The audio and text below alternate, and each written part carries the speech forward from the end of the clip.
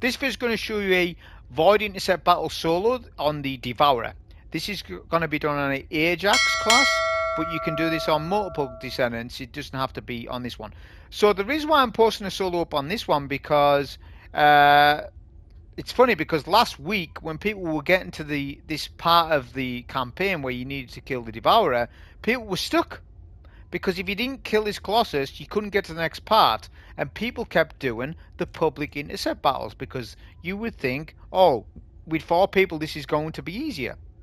Well, that turned out not to be the case because people will be all over the place for the mechanic, and you need to be on the ball for the mechanic.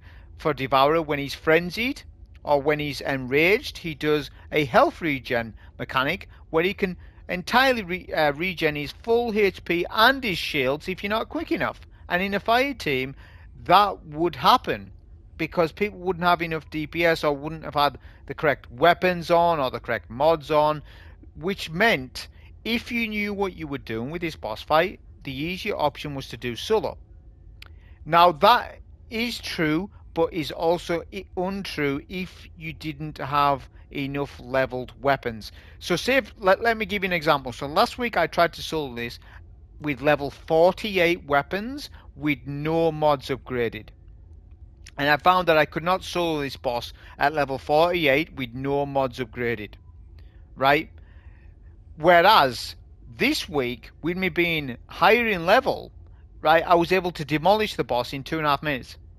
So what you need to understand with this game is there's a steep leveling curve, right? There's a sticking point. Like say you're up against a boss like this, and you're 6 or 5 levels under, and your weapons are just not on par for DPS. You will struggle to solo a Colossus in 10 minutes. Whereas if you're on par with the Colossus, with some upgraded mods, you have a chance of soloing it in 8-9 minutes, right? Whereas once you've got a build going and you're slightly over leveled, you're going to melt them in 2.5 minutes. And if you, with certain builds with glare, I think you can have infinite heavy, you'll melt them in 30 seconds or less. So there's like a fine line between being stuck on a boss and then melting the boss. You sort of cross a line where you just melt them, right? And that's what you need to learn with this game. And this will be there'll be other sticking points with some classes where you'll be trying to fight them under level, and if you can't beat them, go back, upgrade some mods, then come back to the fight, because DPS is everything. So this is a toxic Colossus, right? And it's weak to electric damage. So you don't need to run an electric class like Bunny. You can, but you don't have to. Just run electric weapons. Electric weapons will do you, and that's available via a mod, right? So let's talk about the mods. So the meta of this game is defense and HP, first and foremost, before anything else. You know, there is ability builds, etc., but first and foremost, you want your Descendant to have as much defense and as much HP as possible. Now, I'm not at Endgame yet, of course, but 15k defense is a lot of defense for where I am at in the game right now. So let's talk Descendant modules. So the first 2 important mods that you want to upgrade is increased HP, increased defense. Everything else is just an additive, just an icing on top. These 2 are the most important mods. Make sure you upgrade them. It means you can tank more damage and deal more damage just standing there, right, dealing more damage to a boss, as opposed to having to run away much more, you know. So these 2 are the most important mods. I love this one as well because shields are not the meta in the game. So giving up 15% shield to have 53% more defense is nuts. I love this mod, so I recommend that you run this one as well. Toxic antibody, so I've upgraded to a 1600. Again, I probably didn't even need this because I've got that much defense. I got a all attribute resistance as well, and everything else you can just put on what you want. Put on what you want after that. As long as you've got the main components of HP and defense for your Descendant mods, you're good. Weapon wise, we ran a machine gun, scout rifle, and a heavy sniper rifle, all upgraded with a fire team attack style mods. So the Tamer Machine Gun, if you have it, I recommend you use it and infuse it if you can. Even if it's like a level 2, level 5 Tamer, upgrade it. It's really easy to do that at the workbench.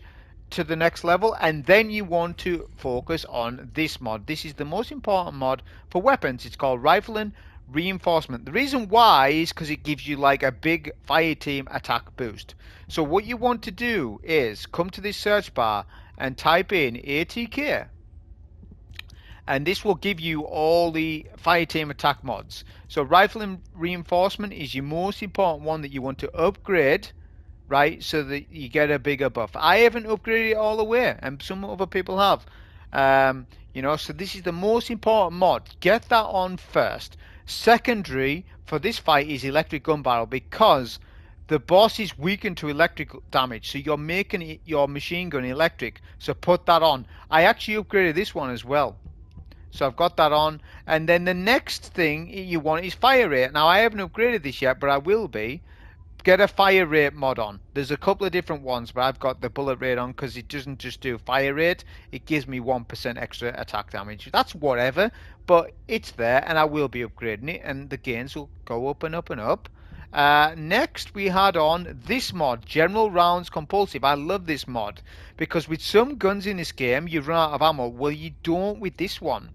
Especially as the fight goes on, you seem to just have more ammo. So max general rounds is plus 30%, which is a lot. There is a speed penalty, but so what? It's such a good mod.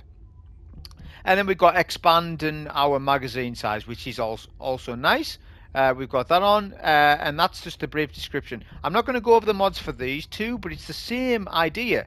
Rifling Reinforcement, you know, electric priority. Heavy Sniper was the same deal. I didn't even have these mods upgraded. I had none of these mods upgraded. I just put on the fire team attack mods. That's literally it, and a fire rate. All this stuff's just my highest level stuff here. But yeah, that's all the stuff that I used for this fight. So as we load into the fight, we're going to wait for the boss to be damageable. We'll get a barrier down straight away, and then we're going to focus scout rifle damage. We're going to save machine gun ammo for later on in the fight. We're going to spam all our scout rifle ammo at first, basically. We'll try and break a kneecap if we can. We'll also keep spamming our barricade ability. Don't worry about other abilities. Focus on the barricade, because the barricade's going to add a lot of reflective damage against the boss. And you'll see at one point I do crazy amounts of damage with reflective damage from the barrier. The scout rifle's doing okay damage, it's doing decent. It's not going to do as much as the machine gun, by the way, because my machine gun's got, I think it's 75k DPS with mods included. We're going to loop around here, so you want to do most of your DPS at the start of the map, then you're going to go to the back and kite the boss around. Ignore the ads for now. It depends on what level you are. If you're slightly above 54, then you can ignore the ads. If you're not, maybe kill them. Remember, you've got 10 minutes, so look at the reflective damage we're doing with the barrier there. Massive amounts of damage, that's really good. The boss is now enraged, so when he slams his fist down, okay, the orbs are going to spawn up like so. You want to hip fire and use your Tamer Machine Gun. I highly recommend this machine gun that you use it. And just melt down these health orbs as soon as you can. There's three. Try not to let the boss stun lock you like that. Because, you know, the more time you take, the more he regains his HP. But this is literally what we're going to do. The machine gun just melts down the orbs. Now we'll get another barricade up. We're going to use a bit of heavy sniper rifle damage here, which is doing some decent damage. It's doing okay. Remember, I haven't got upgraded mods yet. And the amount of damage we're doing right now is actually still decent. Again, we're just going to kite the boss around. We'll use our grapple. Make good use of it. Remember, you get 2 cooldowns for that per grapple, and you know it is important to use it on an Ajax, because Ajax does feel slow compared to other classes. But let's look at the damage we're doing. It's really good, honestly. We'll get a barricade up whilst the boss is stunned as well, and our goal now is just to kill the boss before they get enraged again. But if you were lower level than this, you would probably have to do this in another couple of phases, but it would be the same idea of what you just saw there. That was a solo Devourer kill on an Ajax. Hope you enjoy it. Thank you.